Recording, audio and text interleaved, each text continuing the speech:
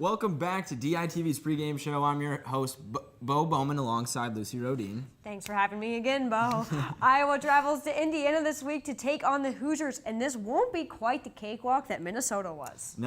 No, Indiana has hung tough with almost everyone they've played. They kept it close with Michigan State and Ohio State until the fourth quarter when both those teams were kind of able to run away with it. So let's take a look at how the Hoosiers got to a solid 4-2 record halfway through their season. For starters, steady quarterback play. Peyton Ramsey has thrown for over 1,300 yards and 11 touchdowns. And on top of all that, he boasts a 67% completion percentage, which is enough to rank him as 21st in the entire country in that stat category.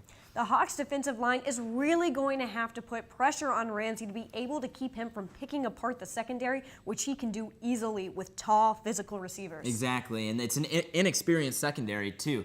They've had to rely on two true freshmen, with Michael Ojemudia and Matt Hankins battling injury. Riley Moss and Julius Brents have rose to the occasion. Exactly, but even though they lack experience, they showed they were ready to play Big Ten ball. 3 interceptions between the two in Minnesota was enough to prove that they are ready for more Big Ten play. I couldn't even imagine. I didn't even know the defense when I was a true freshman. But, those two guys are guys who kind of stuck out when they first got here based off of, their athletic ability and what we saw during 7-on-7 during the summer. And, both their numbers got called, and I thought they took advantage of the opportunity. But at the same time, when they did make mistakes, they did a really good job of flushing those mistakes, facing that adversity and moving on.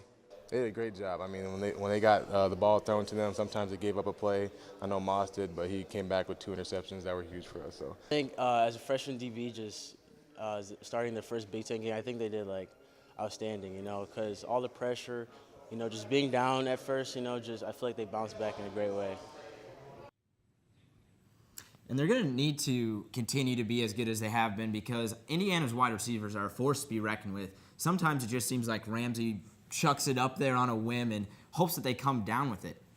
Challenge for us. They're a solid offense. Their quarterback is really solid both in the run and the pass game. And, we're going to have to play our best football to, come out of there with a win. And we're looking forward to that challenge Saturday.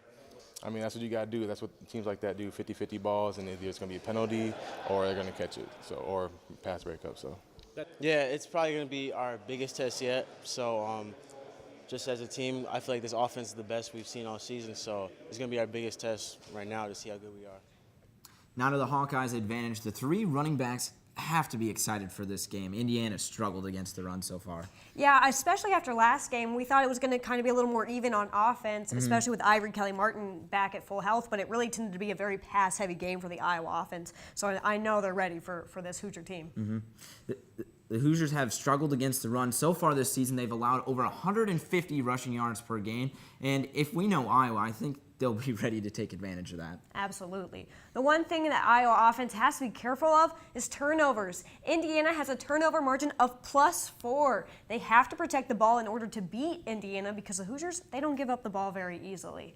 Ball security, Beau, as you always say, is job security. And that's what kept them close with Ohio State last week, winning the turnover battle, and it's something the Hawks will have to do if they want to win this tough road test. All right, so now, like you said earlier, favorite part of the show, predictions. What do you got for this game?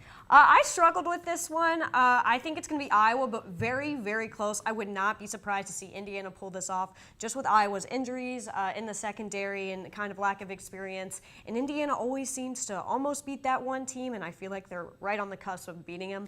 So I'm going to pick Iowa, but I would not be surprised to see the Hoosiers take this one. Okay.